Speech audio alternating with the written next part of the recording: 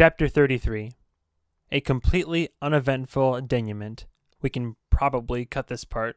Seriously, just stop reading. Where the flood had receded, it had left behind a thin film of dried mud that turned lawns, sidewalks, and blacktop all the same grayish-brown, like we had all been sucked into a sepia-tone photograph. But the town was still here. We were doing Amy's belated birthday at John's place 2 weeks after the actual date, having agreed to at least hold off on the celebration until we were no longer at risk of trench foot.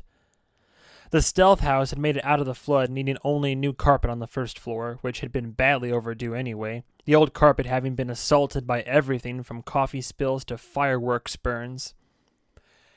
We showed up at the door at 8 that night to hear John screaming at someone from inside. The last phrase I heard before we knocked was, "That shit isn't cute anymore." He yanked the door open and let us in without a hello. He looked like shit, like he was 5 days into a bad flu. John had been fighting with Joy. She was off in a corner, messing with her phone, as if she'd checked out of the argument long ago. To John, I muttered, "So, she's still here." John snapped, "She won't fucking go. This is fucking ridiculous." Joy looked up from her phone and said, "I dumped his stash. He's not happy." "You... what?" "The meth, the Adderall, the weed, all of it. Down the toilet it went. Whoosh. Bye-bye." John stabbed a finger at her. "You don't get to make that decision." I said, "You're arguing with a swarm of shape-shifting bug monsters, John." Joy said, "And losing." Amy said, "I'm going to get the casserole out of the car," and went back out. There was no casserole or anything else out there. I paused to contemplate the ridiculousness of inserting myself into this discussion, then said, "Seriously, Joy, you can't make somebody stop being addicted that way. You get rid of the drugs, the addiction is still there." She shrugged. "So? Doesn't mean I have to make it easy." John looked at me. "See? This is fucking bullshit. I didn't ask her to live here. I didn't ask her to fucking watch me at my every move like she's a fucking parole officer. You know I sleep on the couch? In my own house?" "You know you made her, right? I don't mean you made her stay here. I mean you made her. Like that's the end of the sentence." "That's what I keep saying. You see those clothes she's wearing? They're actual clothes. She bought them with my credit card. She can make herself appear to be wearing anything." Joy, still staring intently at her phone, muttered, "I like to shop." "My point," I said, in a lowered voice that Joy could probably still hear, "is that you can presumably make her just go away, right?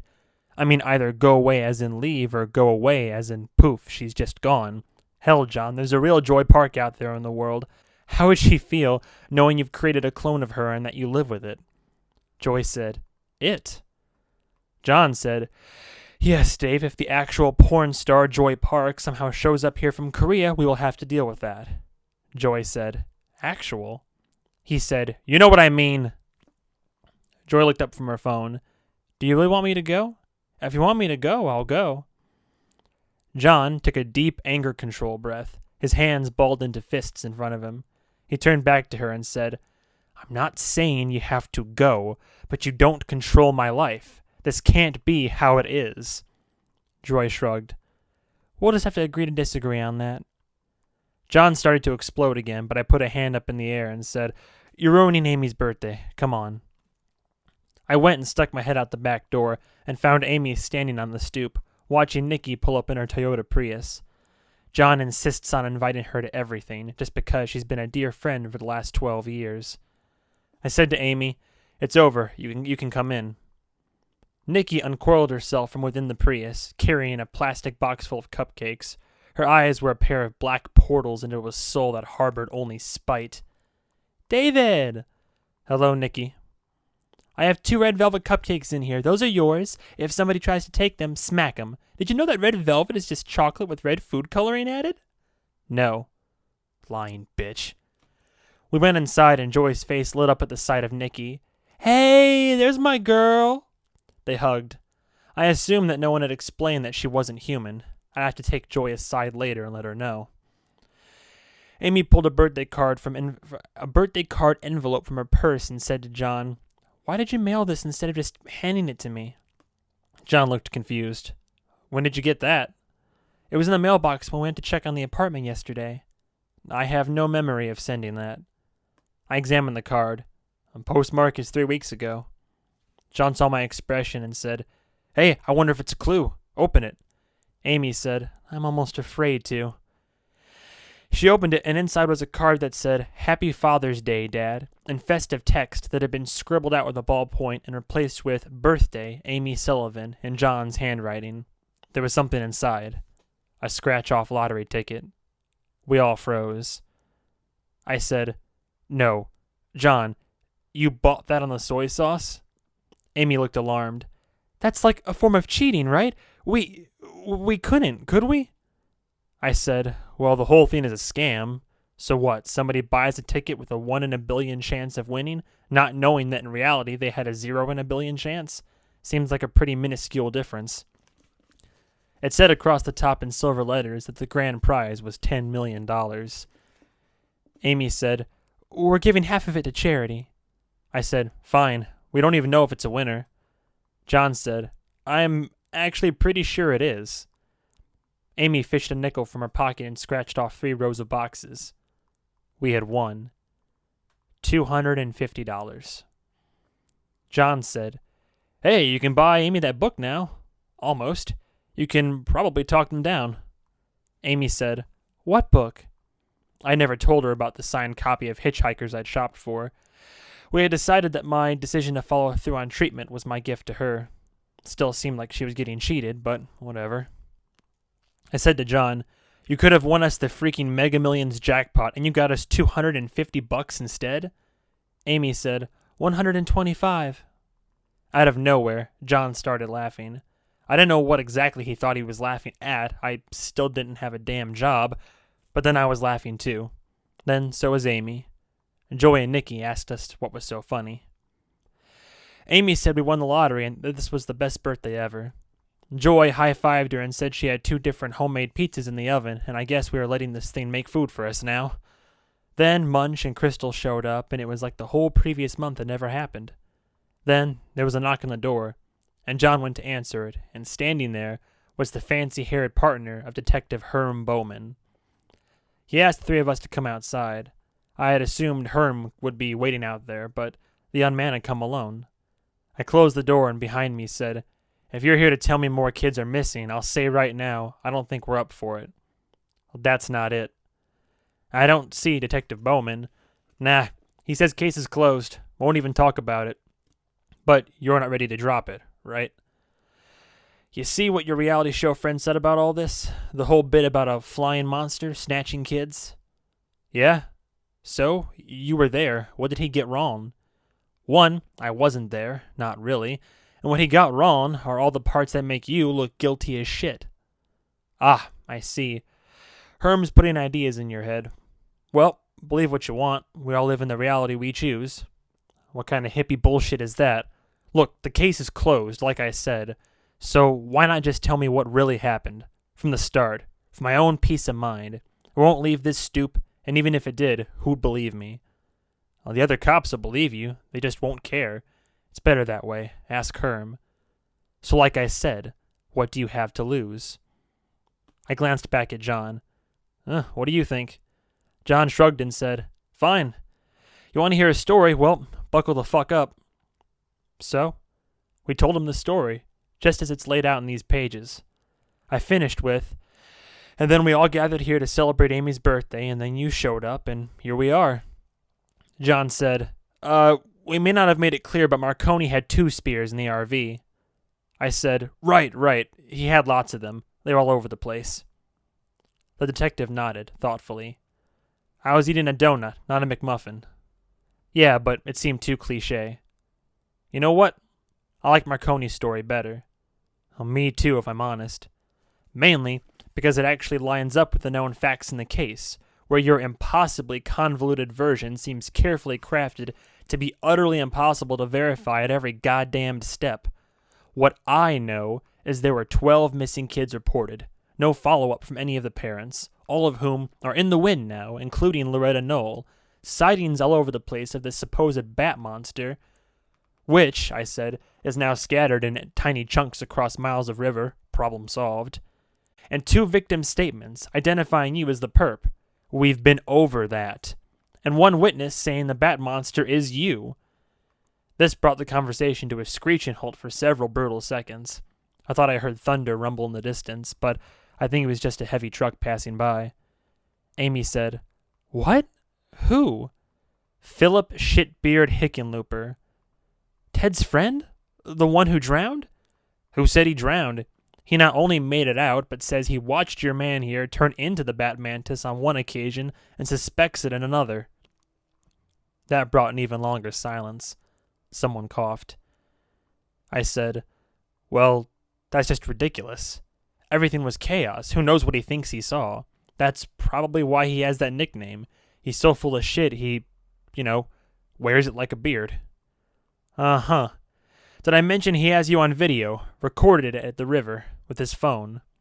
When it was dark and rainy.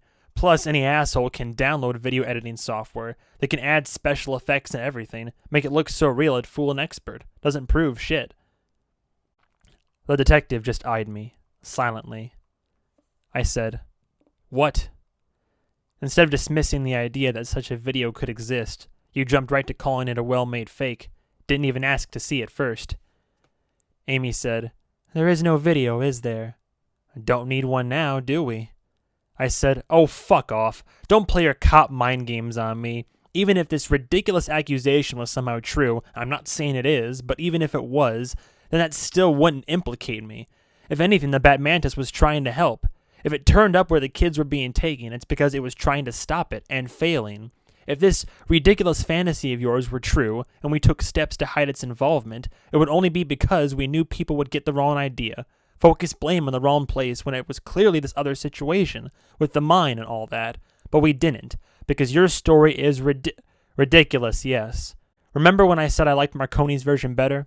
It's because I'm pretty sure you people made everything up. The larvae and the mine monster, one big, convoluted parable about not judging monsters, just to cover for the fact the boy here started werewolfing out and snatching children." I laughed. "No." John said, "How about this? In our version, the Bat Mantis is dead and gone, nobody else gets hurt. In Shitbeard's version, it's still around, because Dave is standing right here. Well, if the Bat Mantis strikes again, there you go. You'll have your answer. So, you see the bastard? Feel free to blow it out of the sky. You have our blessing." "I'll do that, and I sure as hell don't need your blessing." I said, "Again, you'll believe what you want, but what you believe, it says more about you than me. Is there anything else we can do for you?" He walked away, saying, "I'll be seeing you. That's a promise." He drove off into the night, his completely dry car rolling through the not rain. I put my arm around Amy. "I love you." "I love you too." The door opened behind us. "Come in, guys," spat Nikki. "Your pizza's getting cold." The nozzles of the anti-intruder flamethrowers whooshed to life. She was instantly burned to death. "Amy, that didn't happen." And to close off the book is an excerpt from Fear, Hell's Parasite by Dr. Albert Marconi. And now, a word about the apocalypse. The most fascinating aspect of our end-of-the-world obsession is our insistence that whatever cataclysm we have in mind would in fact be the end. The reality is that our history could actually be described as a series of apocalypses. A plague here, a famine there, a worldwide war that arrives with both in tow. What occurs in the aftermath of each is instructive. Consider, for example, the ancient disaster known as the Toba event. It is theorized that approximately 75,000 years ago, a volcanic eruption nearly wiped out Homo sapiens altogether. It is believed that in the aftermath, the worldwide population of early humans may have withered to just a few thousand breeding pairs, enough to fit into a high school gymnasium. Just 75,000 years later, we live in a civilization in which the population has rebounded 1,000,000 times over and is on the cusp of landing a spacecraft on Mars. This is the legacy of humanity, and I dare say that not enough of us take time to appreciate it. Our apocalyptic fiction depicts a world in which humans revert to the savagery of the jungle the moment our institutions fall, survivors tearing each other to pieces even as they are dying of plague or stalked by the undead. In our real history, we have been in that situation many times, left without government or law enforcement, none of the modern institutions we take for granted.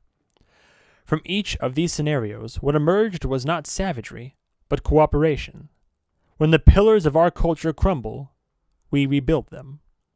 I once joked to a colleague that a true horror film would begin with a world overrun by the zombies who find themselves having to fend off a sudden outbreak of the living. Imagine those poor, groaning shufflers attempting to wage war against faster, healthier creatures capable of organization and strategy, able to build tools that would appear to be nothing short of magic to their simple, moldering brains. Imagine their terror at the prospect of a rifle that can deliver invisible death from far over the horizon, let alone an atomic bomb.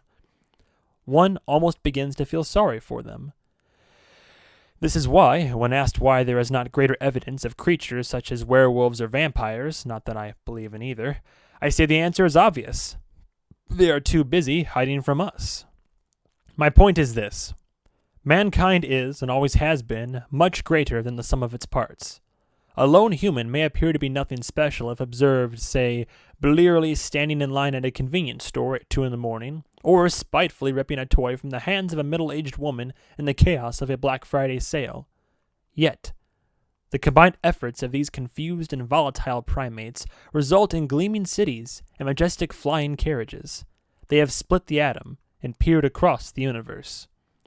In the blink of an eye, they have acquired the powers of gods. This, I believe, is the fate of humanity: to colonize the stars over the next 1,000 years, to set down settlements in our solar system and others. Then, many centuries from now, one of our descendants will be strolling along some marvelous domed paradise on some distant planet, and will see a drunken youth in offensive clothing, vomiting in an alley outside a pub. The man will look sidelong at the youth in that shameful state, shake his head and mutter to himself that humanity is a ridiculous doomed species, incapable of anything worthwhile. He will believe it, because the true, wonderful, terrible, fearsome power of humanity is otherwise almost too much to comprehend. I recognize that not all of you share my faith, but you must admit that if gods are real and have observed humanity's evolution from afar, they must shudder at the possibilities. I'm going to go ahead and read this afterword here from the author himself at the end of this. Author here, let me get serious for a moment. Some of my fan mail is from readers who do not believe these books are entirely fictional, seeking advice because they themselves see or hear strange things that others cannot. To them, I want to make it clear that I have never encountered the supernatural and do not expect to in this lifetime. The creatures that roam these pages are either from my imagination or from the long tradition of horror tales humans have been telling each other over campfires since before the advent of the written word. I believe that anyone can see a ghost, monster, or shadow person under the right circumstances. The brain is an imperfect organ, and it misfires from time to time. If, however, you see unnatural things that frighten you or interfere with your life, I would urge you to see a doctor. We know as a matter of scientific fact that the entities that stalk you are almost certainly the result of a treatable condition. Your doctor will not mock you or demand you be restrained and banished to an island of misfits. You will not be their first such patient, and in fact, they've probably seen your situation enough that they don't even find it particularly interesting anymore. About 1 in 20 adults say they've had at least one hallucination. That's just the ones who will admit it. It's nothing to be ashamed of, or often the greatest difficulty faced by people suffering from mental illness is society's inexcusable ignorance of the subject. Other business, special thanks to Mac Lady, my childhood friend, who invented the character of John, and who, by the way, has an audience of tens of millions of readers thanks to his day job at cracked.com. You may find many of his hilarious, insightful posts here. cracked.com/blog/author/John and Cheese. This novel, if you didn't realize it, is actually the third in a series. The first was called John Dies at the End, which was made into a fabulous movie by horror legend Don Coscarelli, and the second was titled This Book is Full of Spiders. Seriously, dude, don't touch it. That one was my first New York Times bestseller, a fact that I loudly share with every single stranger I encounter on the street. Then there is my most critically acclaimed, yet equally stupid novel, Futuristic Violence and Fancy Suits, which I'll be reading later. It is a cautionary tale of cybernetically enhanced morons and the smooth-talking team of suits who try to keep them from wrecking the world. I may have written a sequel to that book by the time that you read this. I have no way of knowing. Your present is my future, and for all I know, I was shot to death trying to hold up a liquor store a week before this went to press.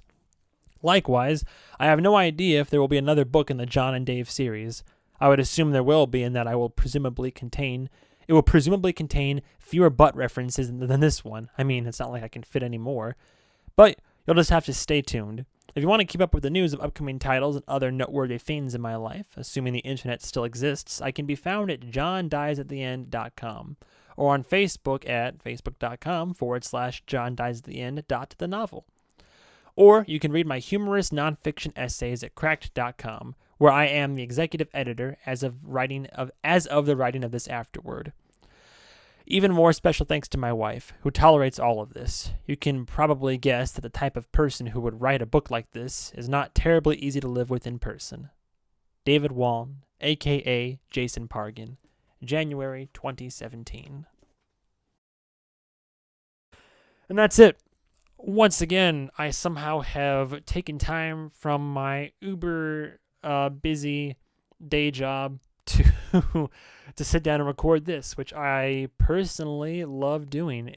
I apologize in advance. It takes a while to record each of these, only because I'm so paranoid about the voice, how it comes across, how everything will sound. I don't want to, as I'm sure you notice, I rush and I get into things and I start reading too fast, stutter over words here and there. These aren't professional. They're done just for fun.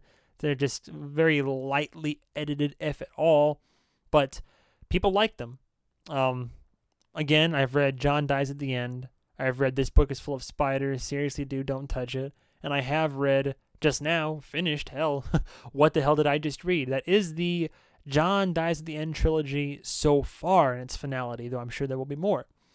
I do plan on reading more. Whether they are short stories, poems, I do not know, but I can promise you for a fact that very soon I will be starting Futuristic Violence and Fancy Suits. Funny enough, as I just mentioned, the afterword that he wrote himself, it's another story by Jason Pargin.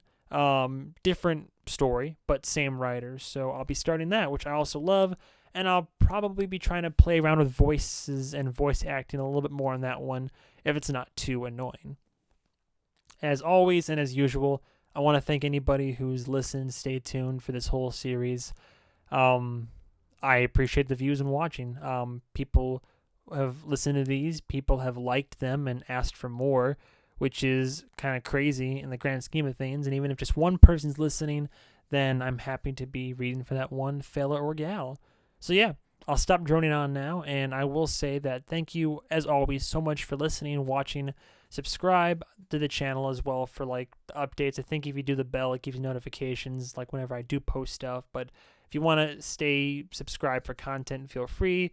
Give the video a like if you'd like to. Comment if you have any books or any short stories that you would like me to read or to give a go. I would love to always receive input like that. But in the meantime, thank you so much for listening to this read through in its entirety of What the Hell Did I Just Read by David Wong, and stay tuned for the next episode of whatever I record.